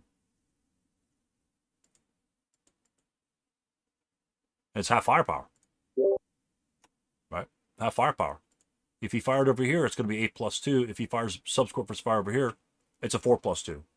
We just eliminated 2 columns off of the Allies' attack. So we don't necessarily want to move the 8-0 here because the Brits might say, oh shit, my guy's gone unless I kill you. And you don't give them a choice, right? If you bait the shot here, then you eliminate one unit. We don't care if this unit survives, it breaks. He could always rout away. You got Orchard, you got tons of shit. There's no threat of this guy being broken there. He simply routes backwards in his turn. The Brits aren't going to come and surround this guy. There's too many Germans. So you essentially soak off his firepower, you know, like you guys that played the old Avalon Hill games, right? they were broken Milky Way. So the old Avalon Hill games where you want to soak off an attack and lose units so you have an advantage somewhere else. This is exactly the same thing. You soak off this attack. Hopefully he takes it. And if that's the case, then the 8-0 can move here. You know, you probably want to go straight because I think he's got line of sight to 09. Again, that's what you want to do. Is you want to clear the village, check your lines of sight, you know, get familiar with lines of sight, and he can cover those open ground hexes, but he can't cover NA. But something to think about if this guy happens to break. And the 10-2, well, he's not in a position to break right now, but that's something to look at forward. 8-0s can kill units. 6+1s can kill units. So we're going to go through here. So they react. They kind of the New Zealanders come up, and now the Germans are pushing out. Right? We got a guy here that broke for some reason. Final protective fire looks like he's broken. So this guy's going to be in a world of hurt. And he moves up there. Again, we have the forces to kind of charge the Brits. And of course, he advanced here, so the point was moot. But we look down here. Let's back up 1 second. Where's this unit routing? In N4 on the bottom board. Right? Our advanced fire attacks are going to be almost nil against this guy. 4+2. This guy's pinned. It's like 1+4. And nothing's going to happen. But where's he routing to?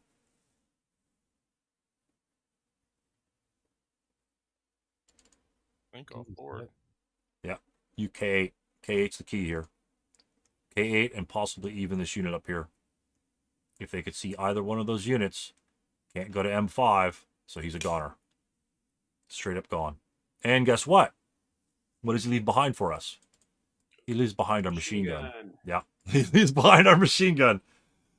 So, even though it mouthed, not a big deal. The Germans have an opportunity to repair that machine gun, and just in time too, right? Because the Allies are coming on with their big boys. So, all right, question. The machine gun was unpossessed in this location. The German can do what with that machine gun? What options do the Germans have? Can the Germans repair this machine gun if it's unpossessed at the beginning of the rally phase? No. Nope. Nope. Use it to attack the tank. Right. So because it's unpossessed, our one action in the rally phase is to gain possession of that weapon. And only the person that has possession of the weapon may attempt to repair. So you can't gain possession and then roll for repair. So make sure. I don't think that's a problem. I don't think I've ever seen that as a problem in any of the games I've reviewed. But that's just a mechanic of the game. You have essentially one action to do that sort of thing. Like if a leader, like if that was a functional machine gun and this unit was broken beneath him, and the leader wanted to pick up the weapon or try to rally the unit, he's got one of those options. Now, the one option he could probably do, I'm not sure, but he could attempt to rally this unit, and then I think, you might want to check the rules on this. I think the unit then has an action. Whether his action was to rally, I'm not quite so sure. There might be a technical difference between that because the leader is actually performing the rally. Whether the unit itself is actually, quote, using his action to rally, that might be some sort of thing you might want to look at. Because that I think in SK it's very specific as to the order of events in the rally phase. Since rally comes after recovery, various recovery options. Yep, gotcha. I don't think you're allowed to do it. Right, and that's where the ASOP is very useful, in that sort of thing. So, and that's why you have the ASOP because can I pick it up? You say, well, no, because you can only do it first. And it's not randomly why that's that way you don't have to worry about that sort of situation. So let's continue moving through this one here. Looks like we have lots of Brits. Again, we have lots of Brits in the village, but if these guys break here in the middle, it's break and die time is what we're looking at. Break and die time. And one thing we have to consider, and it's in the scenario special rules, pull out your scenario special rules. AFV may not enter a building hex. Why do you think that's so?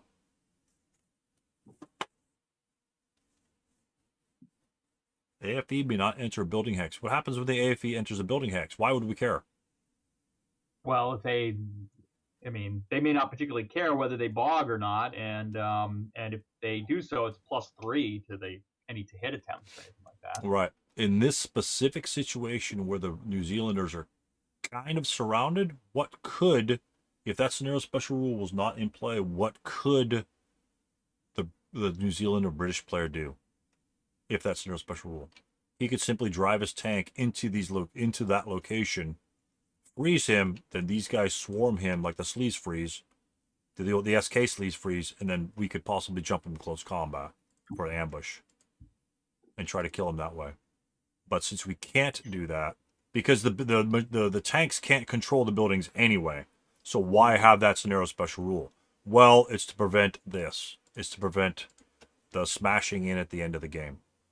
And, you could say, well, is that realistic or not? I don't really care because it's a scenario special rule. So it's probably for balance sake. Because they do have. Well, remember, we were doing that all through S26. Right, exactly, right? Big difference. Yeah, it's huge. Yeah, thanks for smashing into those buildings. Yeah, we'll get to that one. In that scenario. So, yeah, that's good. That is a tactic we're thinking of. That's your PhD dissertation of SK in that damn scenario. That thing's gigantic. So the bad boys come on here. They're just sitting back. Again, they have to control all the buildings. So it is British turn 5. So the Germans have 1, 2, 3 turns to control all the buildings. Right now, they only control the one back in the corner here. Only the one back in the corner.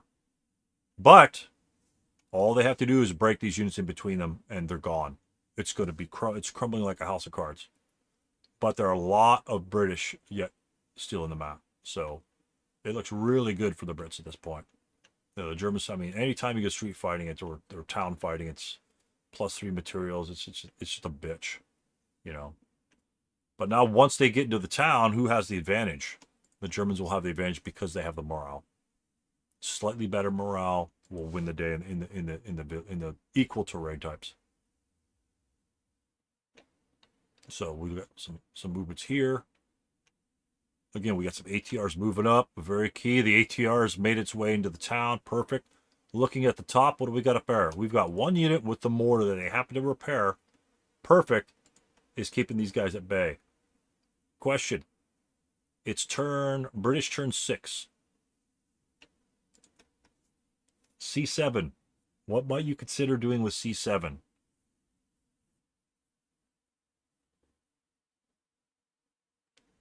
Again, if you keep him there, what happens? If you move him, like let's say you move him in the open, are we at risk in getting destroyed?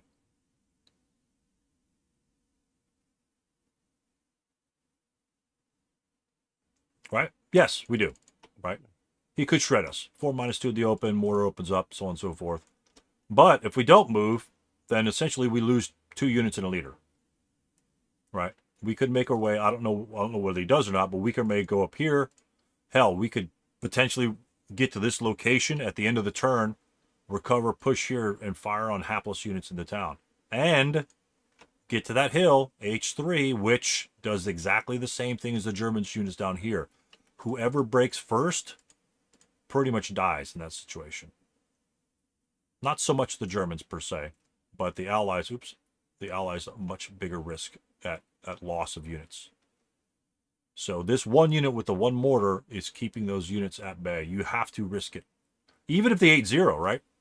At this point, this 8-0 does exactly what we contemplated over here on 08.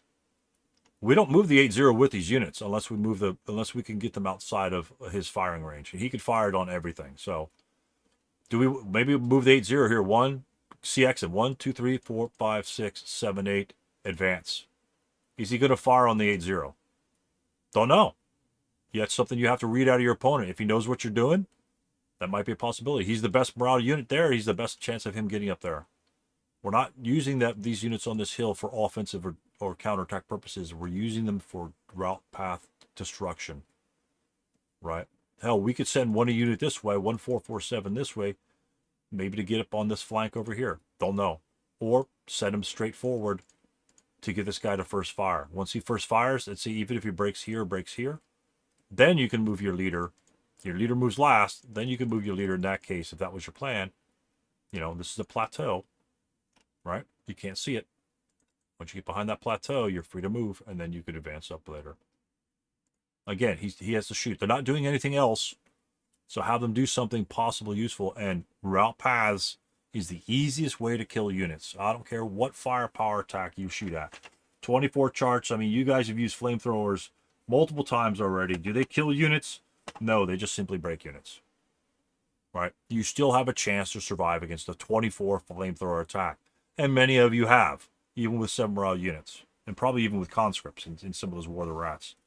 So the survivability factor is still there. Is it low? Yeah, probably low. But you could still get there. But if you don't try it, then you have no choice. You're not giving yourself an option. Lots of prep fires. Get some final fires. See what happens. Stalwart. Nobody breaks. Amazing. Shock down here. The ATR shocks that tank. I love that shock counter because that's something really random that nobody even knows if that tank's destroyed or not. So both of you guys are on edge. And looks like Jim rallied that sucker right back up the next rally phase. So very, very impressive and to get that guy up. Very important. And now we just blast the shit out of the 9-1. Germans are using their smoke very effectively to get in spots. Look at this. This is ridiculous. Smoke. We're on top of them. We're on top of them with 8 morale units. On top of them with 8 morale units. So, do you fire here when he's in the smoke? Maybe, maybe not. If he's the only one there, you might want to hold your fire until the advanced fire phase. Or the defensive fire phase where the smoke will be gone. And then that will be a point-blank shot with no +2 modifier. right? If you had a -1 leader to reduce that down to essentially 0, because the if assuming a non-assault moved in there with your -1 leader negates that smoke modifier, and usually you probably have 6 firepower with the guy, so that would be a 12 even. That's a very, very good shot. In that case, you might want to take it. If it's only a squad, you know, I might want to wait to maximize my attack. And the one thing we might have to consider is if he engages in close combat, we're at least going to be close to even on that. So we have options. But again, this is a game decision whether you take that shot then or not. Considering these guys haven't moved, maybe these guys are going to go over here in that position. You know, put some pressure on, and then you really have to make a decision. But that decision is yours to make. That's based upon what you have in anticipation of how you want to defend. You know, there are good times to do that, and there are bad times to do that. So, considering he has to take the building, you might want to you know, conservatism might be a choice to go with. And so he does blast that guy. He breaks the leader, which is great because it stops him from entering close combat, which would give him an advantage. And now, if he enters close combat with that one squad, he'll be at 1-2, and you'll be at 1-1. So you'll have the advantage on one another. Don't know if he enters close combat yet. So he does. He just jumps him here. Wow, 5 close combats. That's pretty sick. That's pretty sick. So we've got a 2-1. Oh, these are a couple leaders. Zap is a leader here. 10 -2. Bad news. The end, the guy's pinned, and Taylor happened to kill his guy. So we lost 4 out of 5. 2 of them were leaders. We're going to lose those close combat attacks anyway. So that's just what's going to happen. He moves up the bound fire. And this is the British last turn. Again, this is where all we have to do is essentially, I mean, we've got 1, 2, 3 buildings that we still have, and it looks like we could possibly retake this building here. Unfortunately, the 237 fires on this unit here and pins him in the street. Again, pin is sometimes much worse than breaking. Now we can't make it into P2 to jump into close combat, which would have been a 7 for a kill. Assuming he doesn't ambush us and so on and so forth. So at this point, breaks. We got our squad broken here, leader here, broken units here, broken units here. And then the Germans just kind of swarm them to force them to rout out of the building, jump into close combat, annihilate this unit. Even though the leader is by himself in that building, I mean, I don't care how many German squads you pile into that building, the leader still prevents control to be lost until he is gone. And the 10 -2 and 2 squads kind of does that. So, and then the 447 couldn't get over here. This was huge right here. This pin saved the game for the Germans. This move over here. That one pin, that one stupid pin roll was the difference. And again, the SSR comes into play here, right? Because otherwise, the New Zealand Brit player would have just driven into that hex. So he couldn't fire on him, and then the 447 moves here and jumps into close combat. And that's a different story. This is the reason why that SSR is in the game, is to allow the Germans to defend what they can grab. You know, because it's still tough. You know, 7 stone buildings. You got unopposed armor and stuff like that. And we have Jones up top. If you look at Jones up top, we got 2 squads that were out of the battle. You know, even though the mortar went down here, did nothing. He did hold him at bay for a number of turns. And should you attack him early, late? Don't know. But he's got to do something. He's got to be able to do something because that's a sizable amount of your force. You know, if anything, it stopped 1 or 2 squads from entering the fray earlier. Could that have made a difference? Absolutely, absolutely. But it was pretty close here. I mean, I thought the Brits had it until the very end, right the very end. But you know, broken units routing out of the buildings, and a little 238 actually saves the game for the Germans. Good exciting game. Good exciting game here. Any questions on this game, gentlemen? Milky Way has a question. He says, does SK ever limit crew abandoning a vehicle? There are no crews in SK.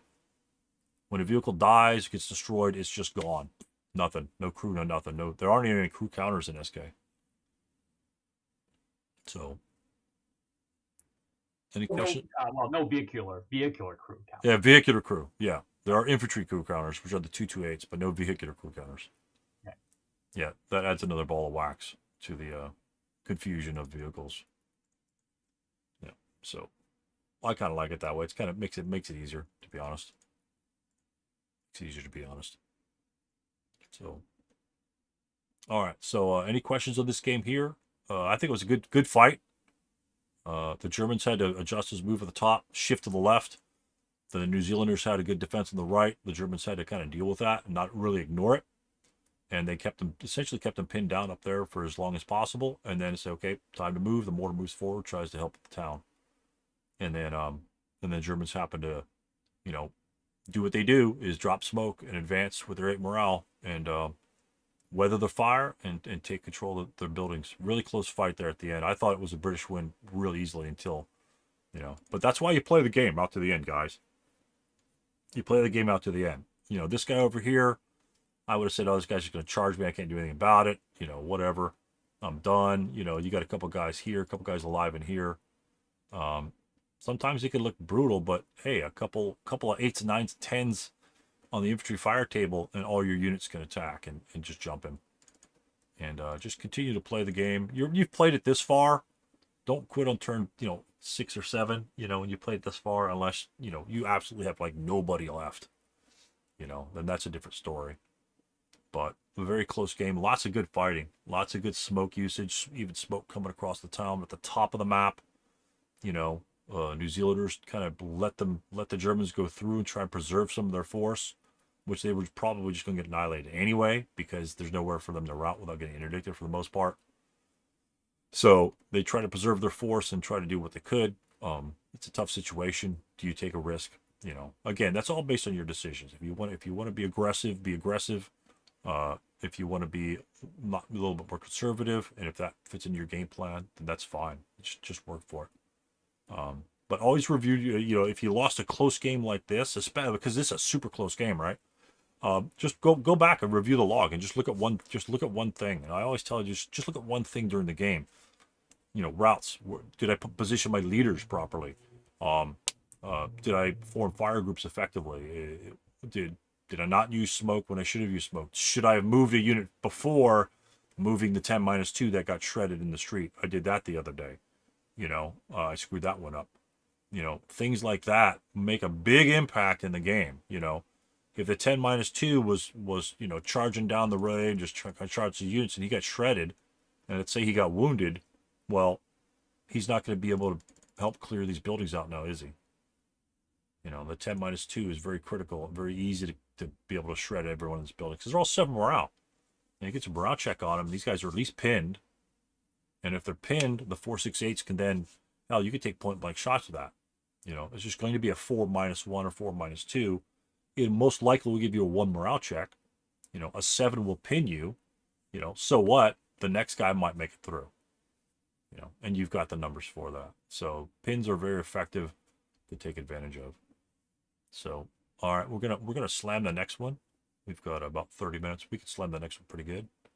Unless you guys have other questions on this one here. Close that out. And this one here is from Anton. I don't know who the opposing player was in this one. It's Anton. This is from the Russian ASL group. And the setup's quite different, obviously. Okay, it's you could sync with me now. I don't have the names up there, but they'll pop through here. Setups are very similar to the top of the map.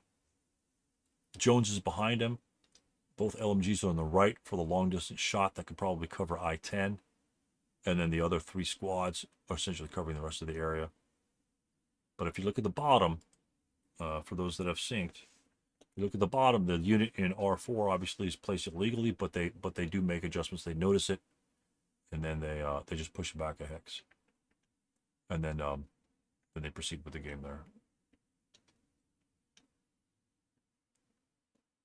So Anton starts up prep fire. Nothing happens there. And then they start moving up on the hill. Again, wheat field, right? If you don't read the scenario special rules, you won't be able to place your gun in 07. Well, you could place it in 07. It just wouldn't be hidden from view but he happened to shoot immediately anyway. So, and it covers down this road here. Very, very aggressive position right there to cover that side. And why is it a good spot? Well, a decent spot because he's going to be protected from a flank over here. A little bit of residual put down. That guy does make it through. So the Germans are. It looks like they assault. Pretty much just assault moved on onto the map. Oh, we got a KA on our ATR, which might prove damaging later. Germans are rushing the right-hand side. Lots of preps at the final fires. A lot of broken units yet. Even down the bottom left.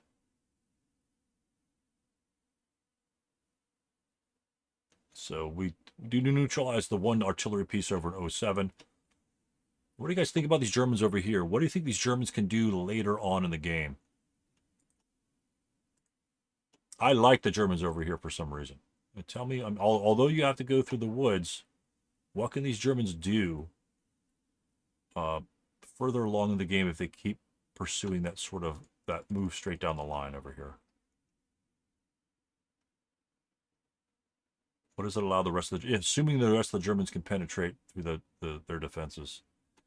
It allows them to come on the side, which, in this case, might have to split the defense that's in the town, because it looks like he's aggressively going after that little outpost of the Germans. And if that outpost is gone, then he can concentrate his forces, especially his reinforcements coming along as well. So we got some final fire. Not a lot of guys breaking up here for like 2 turns. That's crazy. These guys are making some morale checks. We'll capture that weapon there. Jones is moving there. It looks like a couple melees. Then the other artillery piece pops up. I think it popped up a little late, but that's okay. That's what happens if you forget that he's there. That's about all you can do. Obviously, you'll just want to live and learn. Make sure you can do that sort of thing. Again, this unit breaks over here. He could choose pretty much any route path to go because there's no destination for him to choose from, whether it be woods or building. Technically, he might have to go here. If he broke here, F7 might be the destination. I don't remember what hex he was in. If he was in E7, he'd have to go to F7. I think he was in this location. He might have to go there as well. But that's okay. I mean, every once in a while, you'll miss a route. But being up here really doesn't help too much because the Germans can kind of shred them down there. So, bottom left corner, the Brits managed to, vanquish the Germans, which gives them a complete back clear of problems. So now they can shove everyone forward and try and deal with the Germans as they're coming on. Unfortunately, they got stuck in some melees up top, which is a real bear. Even the 10-2 didn't kill that guy. He must have rolled a 10 or something like that.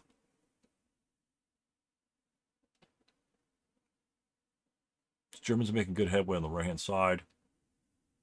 A little bit of trouble in the middle.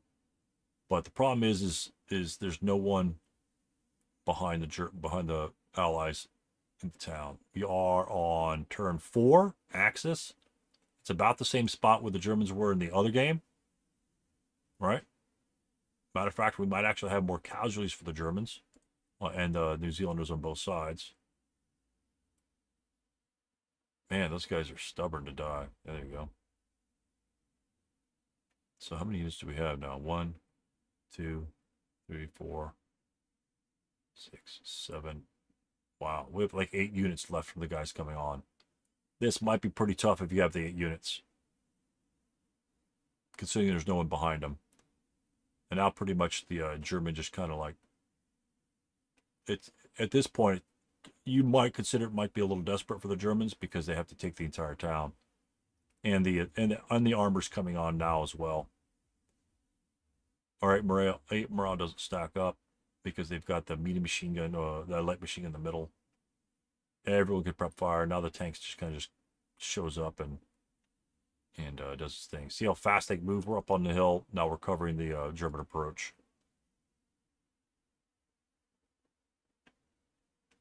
Germans have to route back. Even even though we break on the front and like all these guys are broken, at least they can route backwards because we don't have line of sight to any of the units in the back corner over here. That's huge. Even like if he is broken here, there's a line of sight straight back if the Germans occupy this location like they did in the last game. I mean, even way up here, you couldn't route backwards. So they would just stay there and just get shredded the next turn by the Germans. And they would just disintegrate. It's really, really important, especially in a game like this, where you have forces on two sides. You know, the first person that fails morale check is pretty much a goner. Pretty much a goner. And the Germans have the advantage in that aspect because they have the 8 morale and they're pushing in where you have the 7. You know, if it were reversed, if these were 4, 5, 8s in the town, you might be able to stand a lot more firepower from the Germans if they were 4, 6, 7s coming in. So the game complexion changes a lot. It's just simply based on the morale shift there. And here the Germans really don't have a force to attack the town with, to be honest. They got stuck on the hill into melee a couple turns. You know, a turn or two makes all the difference. And now pretty much just the Brits are counterattacking. But regardless of the fact that the Germans had a difficult problem trying to approach up on the hill, I just want to point out the differences between this scenario and the last scenario in terms of dealing with the Germans in the town. Although the Brits won this one here, the Brits were very close to winning the last one there. And the biggest difference between them, in my opinion, is although I think they killed them like by turn 4, right before the tanks came on, it took them 4 turns, even with their aggressive stance against these guys over here. And why is that? Probably maybe because they have 8 morale, stone buildings. You know, you got to get big fire groups, and you know, if you roll 12 or 16, it's going to be +3. I mean, if you roll like a 7, what's that going to be? A 1 morale check on a 6? 1, 2, 3. That's going to be a normal morale check if you roll on the 16 chart with a +3. And these guys got 8 morale. So most of the time, they're going to be just going to bounce off of them. You know, they'll be pinned. And if they're pinned, you just fire probably 3 or 4 hexes of units. You're really not going to have anybody to react to it. And so their 8 morale keeps them alive there. That's why it takes a little bit longer for the New Zealand/Brit to clear them out. And it did take them a couple turns. And, you know, if you look at the front line, you know, a lot of these guys are broken on the front line. Almost half their units are broken up here, even though the Germans don't have any real forces left to speak of. You know, they still have a lot of casualties up in the front, even though when the Germans had a bad time. So tough on the Germans here. Again, I actually hadn't seen the Germans have a rough spot. I mean, when the 10-2 misses a melee roll, you know your day's not going so well. It's probably a 2-1 -2, and I think he rolled a 10 on that one.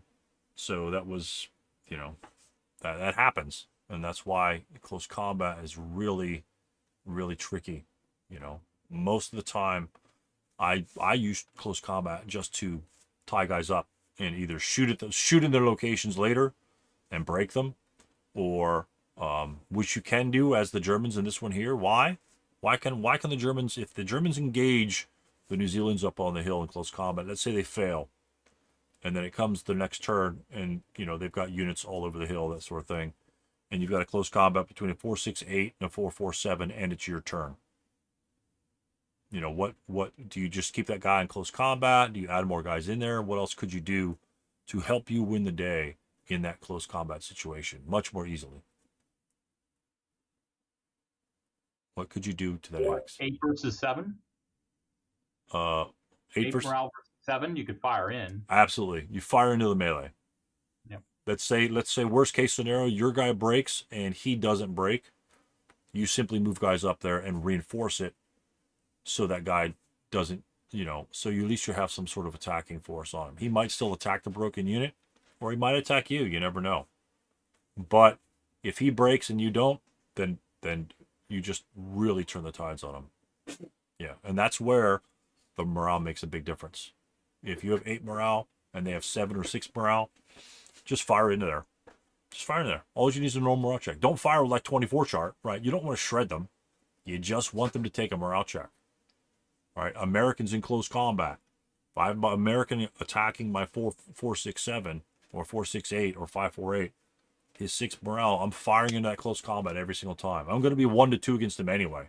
I'm already at a disadvantage. So he's eventually going to win that, usually. But if I get a normal morale check, let's say he passes it with a 6. He's pinned. Now he only has 3 firepower, keeps my guy alive longer, so I could fire in there again later on or reinforce it. So take into consideration the morale of your enemy troops, especially in close combat, and just blast them a couple times. Again, try to make a 7 your roll, and try to make the 7 a normal morale check. All you want is a small little morale check. All you want them is roll dice. You don't want a 2 morale check, because then you're both going to fail and then you're screwed. Just get a 1 or maybe that's what you want. But just a little 1 or normal morale check, even a pin task check is good, because again, your morale is higher. His morale is lower. That's at least 15 or 17% advantage that you'll have over that shot. And sometimes that's all it takes. It might keep you alive another phase. So, but yeah, again, I like the aggression of the New Zealand player down here against the Germans in the back.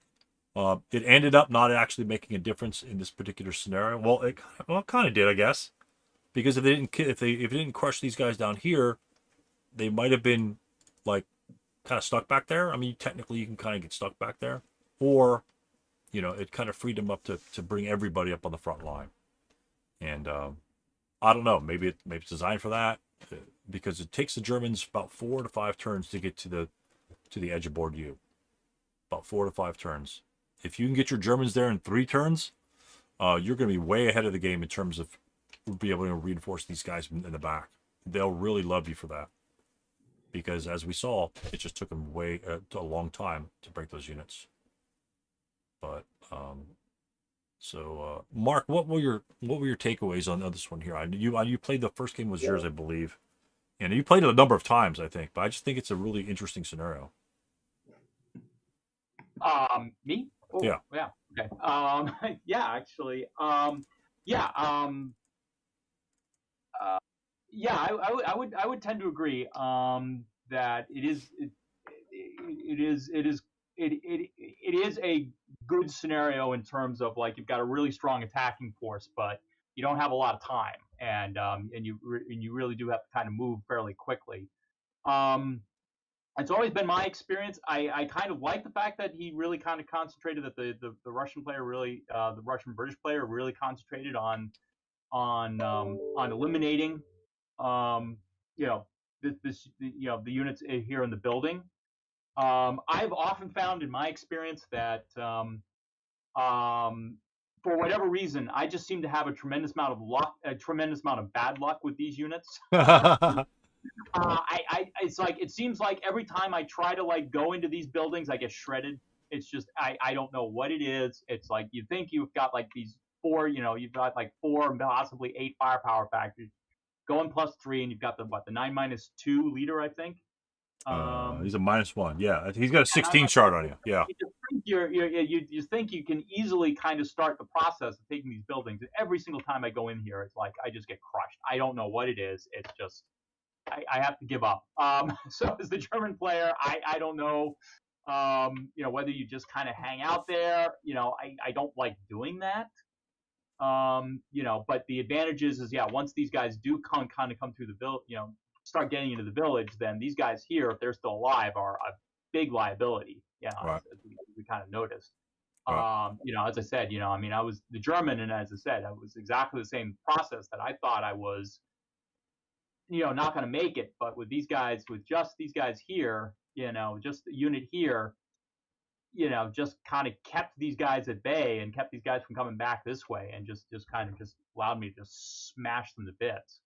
And I also have to admit that was just extremely, probably, I seem to have more luck with the smoke, except for 1 turn where I was kind of stuck and couldn't move. I had more luck with Germans throwing smoke than I've ever had with the Americans. I don't know what it was. Wow. Yeah, the Americans sometimes, it's like Americans can sometimes can be very frustrating with smoke. I think we've had an experience with I think S7 where it was like units were just stuck because like for 4 turns I just couldn't generate smoke. Oh, God, that's And crazy. for the life of me. But yeah, but this was just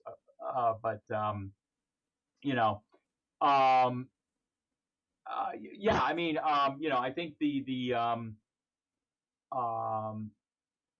tanks are interesting. I think the fact that that these tiny little Mark sixes you think are really kind of weak, but boy, again, getting those 10 firepower factors in, you know, especially being able to stop them crossing roads or whatever. The artillery pieces, yeah, I haven't really kind of figured out. I think they really are just kind of delaying factor. I just haven't seen them be tremendously decisive one way or another. You Right, know, right. it just seems to be very hard to figure out. Where to put them. As you said, yeah, if you could put them further back, boy, would that be useful. Yeah. Um, but um, but it looks like yeah, you may get a couple of shots out of them, and then that's about it. But Yeah, I don't know good spots for those things, and because there's so many German units, he's just gonna blast you. The only thing, if you want to preserve them for whatever reason, you'd yeah, probably have to stick them like way off to the sides, and then just use your forces to push them. I yeah, don't know.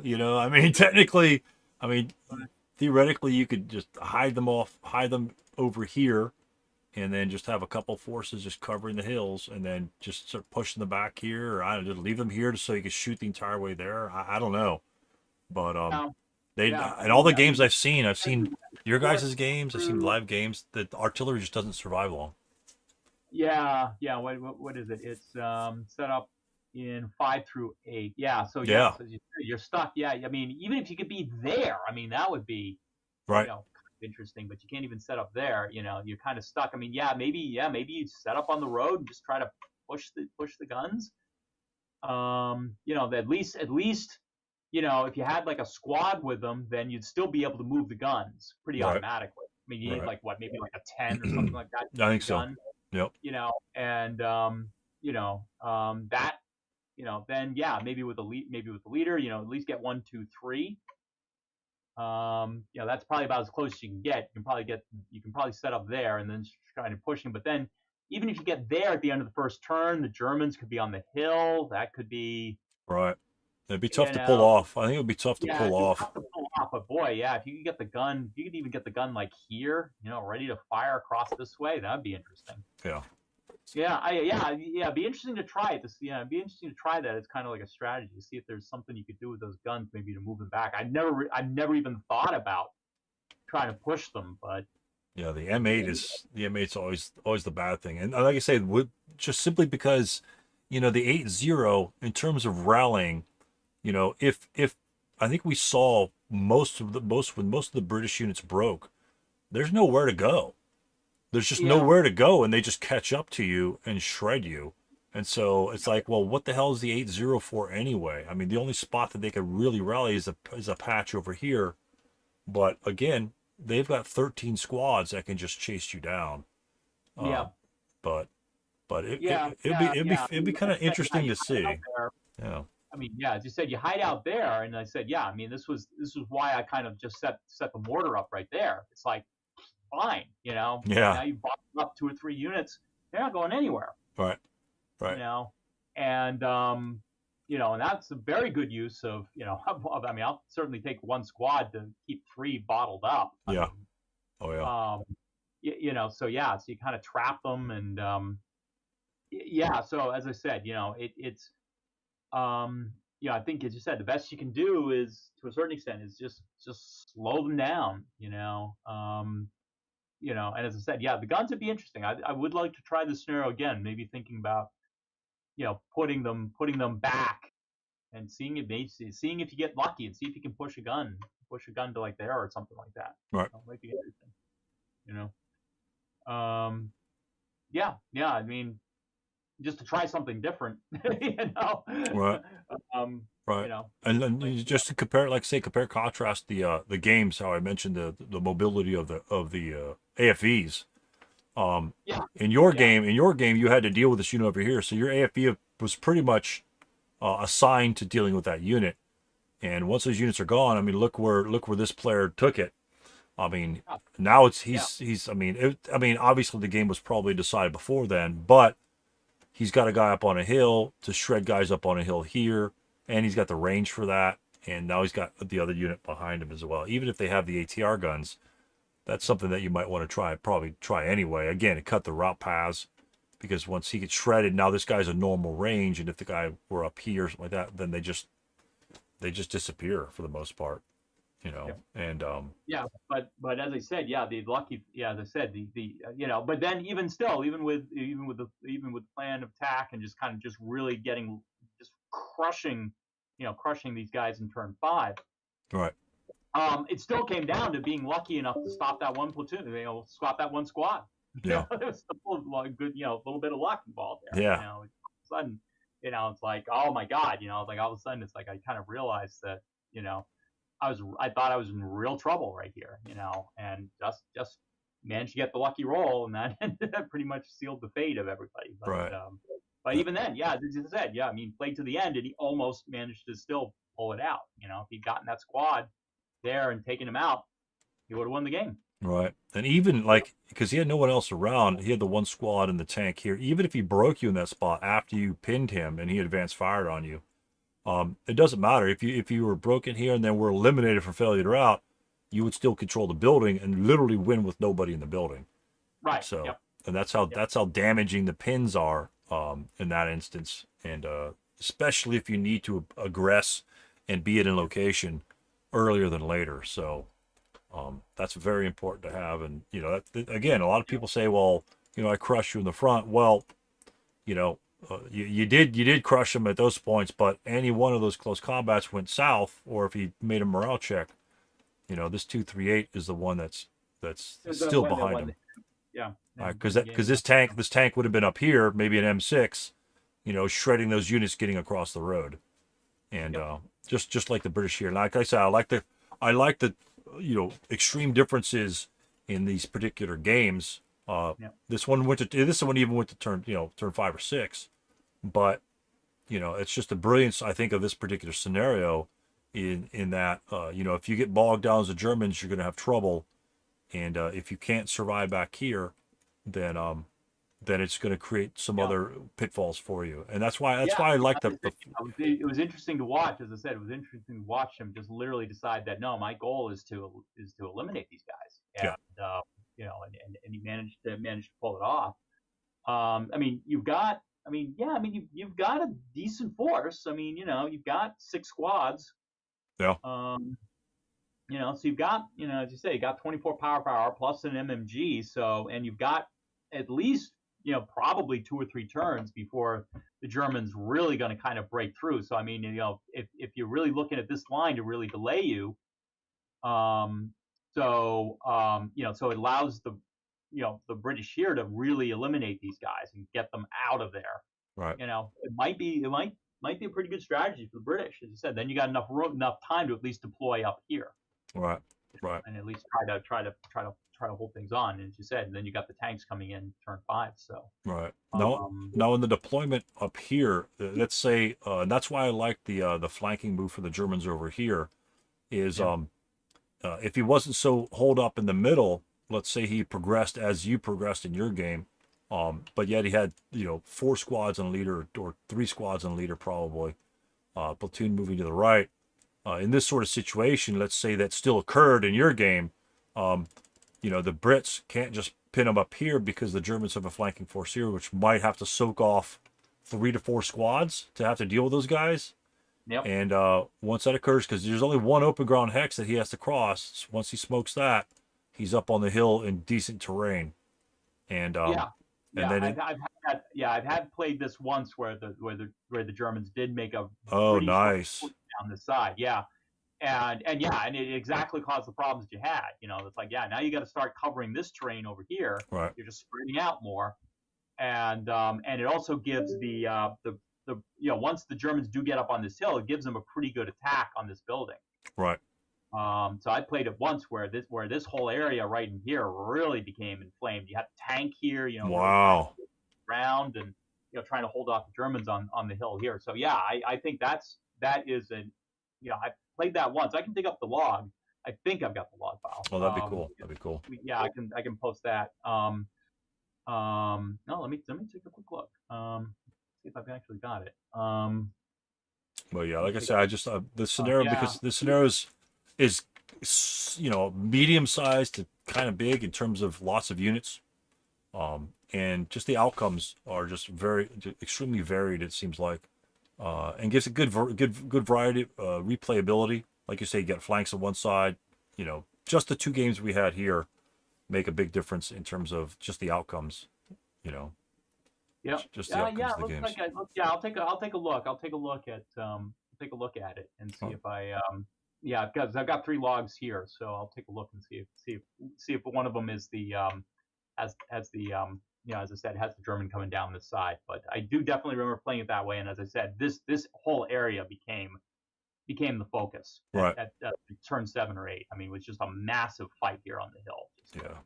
Just to kind of hold this building, and it did allow the German to kind of really get down in here fairly well, because I think the fight was literally over this building. Wow. At turn 8, yeah. So it came pretty close. So yeah, because I think in that case, I think the German managed to actually get managed to get lucky and got a pretty good attack, and actually managed to kind of get over here. Wow. And really caused a lot of problems for the British as they started trying to. For me, I think I was the British trying to get onto the map, because you can try to cover some of these hexes over Right. here. Right. Yep. And it really turned into a real problem, as I said, as this hill really became important. So yeah, it really turned into it's the only time I've seen that happen, but it was a very interesting variation. Yeah. Very cool. Very interesting. Very interesting change of pace for this game. So yeah, I do like. As I said, this is. But again, I mean, most of the S3 scenarios, I think, are again, as I said, I've said it before. I think the play testers do a great job with these, especially with the SK with the with the core modules, the SK core module scenario. They just really.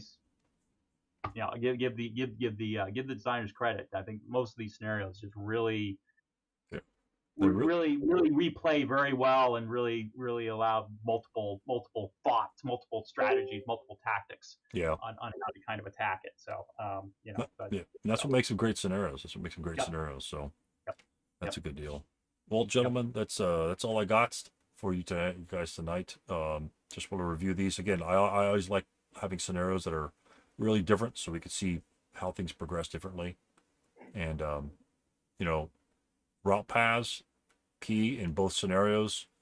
One person eliminated the route path problem, the other game had to deal with the route path problem, and you saw the differences between the two in those scenarios. I'd love to see someone use the artillery pieces really completely different and throw it really whack. I'd love to see something really innovative with those things. But the setup for the Brits would have to change based upon that, of course, right? You might have to put the medium to cover the approach that they're not defending. But again, it's like you say, SK scenarios seems to have a greater variability in terms of it doesn't really matter what direction you move; you could still succeed in that direction. I think that's important, especially for a starter kit scenario where players may not be able to decipher and read the topography. Where again, that's why I always like to focus on the game plan. Is it doesn't really matter if you choose like the completely wrong direction. Most of these SK scenarios are small enough that you're still going to get to your destination. And it can really make a huge impact, and we see that in almost every single scenario that we play. So any other questions? And as I said, since the boards usually aren't too big, I mean, it's not like a disaster if you. Even if you kind of came in here, and it's like, oh my God, it's farther away, you still usually have enough time, So right. Yeah, 8 movement phases for the Germans. So, but yeah, so that's what we've got here. I'll try and figure out the games of the month. I think people are discussing about like 88 Zon, and then we could do the ASL scenario, which would be don't know if it's 88s at Zon or the same. Essentially, the Zon with the win. Zon with the win. Yeah, that's right. That's right. So effectively, it would be the same scenario, but in the ASL sort of perspective, I think that would be kind of cool to do. Just so essentially everyone's kind of like, quote, playing the same scenario, sort of the same reflective scenario, and see how ASL deals with it versus SK. So we're probably going to go with those. Since it's the 5th and I haven't put anything out yet, just because I've been super busy. But I'll try and post those tonight, and then we can get ahead on those. All right, gentlemen. All right, sounds good. All right, thanks a lot for showing. Thanks for your input, and hey, we'll see you next week, I guess. Great. All right, Thanks, then. folks. Good night, See you, everyone. man. Take Bye. care.